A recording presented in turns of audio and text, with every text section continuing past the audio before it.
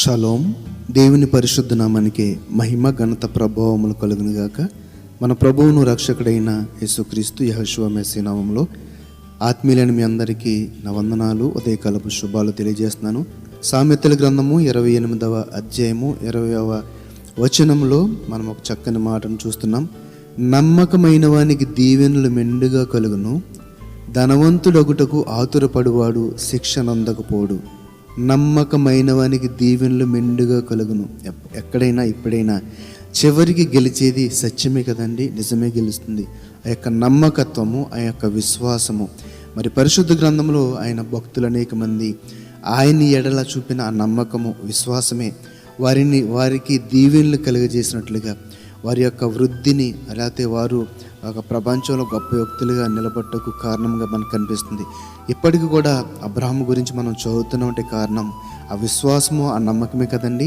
ఆయన నమ్మాడు కాబట్టి ఆయనకి దీవెనలు మెండుగా కలిగాయి. కాబట్టి నమ్మకమైన వానికి దీవెనలు మెండుగా కలుగును, ధనవంతుడొకటికి ఆతురపడువాడు శిక్ష నొందకపోడు. అంటే ధనవంతుడికి ఆతురపడుతున్నామంటే మన విశ్వాసాన్ని కోల్పోతాం. ఎందుకంటే రకరకాల మోసపు ఆలోచనలు, రకరకాల కుతంత్రాలు మన హృదయాన్ని బాధిస్తూ ఉంటాయి, మన హృదయంలో చోటు చేసుకుంటాయి. ఇంకా నమ్మకానికి, విలువలకు చోటు ఉండదు. కాబట్టి ఎప్పుడైతే ధన వ్యామోహము మనల్ని చుట్టుకుంటుందో, ఎప్పుడైతే ధన వ్యామోహం చేత మనం పట్టబడతామో, మనలో ఉన్న నమ్మకము, ఆ విశ్వాసము మనము కోల్పోతాము. కాబట్టి దేవుని నమ్ముకున్న వారముగా విశ్వాసాన్ని కోల్పోకుండా నమ్మకమైన బిడ్డలుగా జీవిస్తే కనుక తండ్రి అయిన దేవుడు తగిన సమయం అందు మనల్ని దీవించుటకు సిద్ధముగా ఉన్నాడు. సామెతల గ్రంథం 13వ అధ్యాయంలోనే 11వ వచనం చూస్తే, మోసము చేత సంపాదించిన ధనము క్షీణించిపోను, కష్టము చేసి కూర్చుకున్నవాడు తన ఆస్తిని వృద్ధి చేసుకును.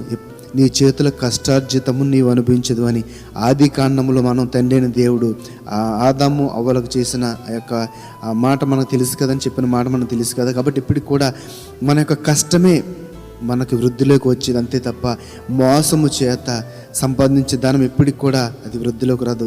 మన క్షీణతకు కారణము అదే అవుతుంది. కాబట్టి మనము నమ్మకము చేత, కష్టము చేత మన యొక్క ఆస్తిని సంపాదించుకుందాం. ఎందుకంటే నిశ్చయముగా నీవు నీ చేతుల కష్టార్జితం అనుభవించదవు, నీవు ధన్యుడవు, నీకు మేలు కలుగును. ఈ మాట కీర్తన గ్రంథంలో రాయబడి ఉంటుంది. ఆది కాండంలో చదవము, మళ్ళీ కీర్తన గ్రంథంలో ఏంటండి, నిశ్చయముగా నీవు నీ చేతుల కష్టార్జితమును అనుభవించదవు, నీవు ధన్యుడవు, నీకు మేలు కలుగును.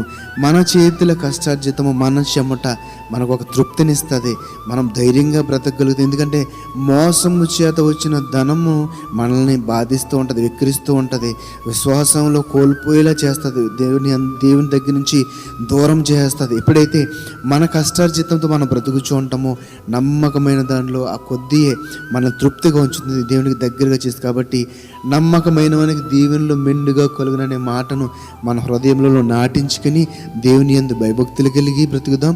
అట్టి కృప తండ్రి అయిన దేవుడు మనందరికీ దయచేయును గాక. ఆమేన్. పరిశుద్ధుడ మహోన్నతరమ మన కన్న తండ్రి వందనాలు, స్తుతులు, స్తోత్రాలు. నమ్మకమైన వానికి దీవెనలు మెండుగా కలుగుతాయని ఈరోజు మాకు నీ మాట ద్వారా, నీ వాక్యం ద్వారా తెలియజేశారు తండ్రి. అవును ప్రభా, మా చేతుల కష్టార్జితంనే మేము నమ్ముకొని కష్టపడి బ్రతికి కృపను దయచేయండి, కష్టపడి కావాల్సిన శక్తిని, బలం దయచేయండి. మోసపు ఆలోచనలు మా హృదయంలో రాకుండానైనా ఈ కాపుదల దయచేయండి, భద్రత దయచేయండి ప్రభా. అవును తండ్రి, మోసము చేత సంపాదించిన ధనం వల్ల మాకు క్షీణత వస్తుందని తండ్రి ప్రభా ఈ వాక్యంతో నేర్పించారు.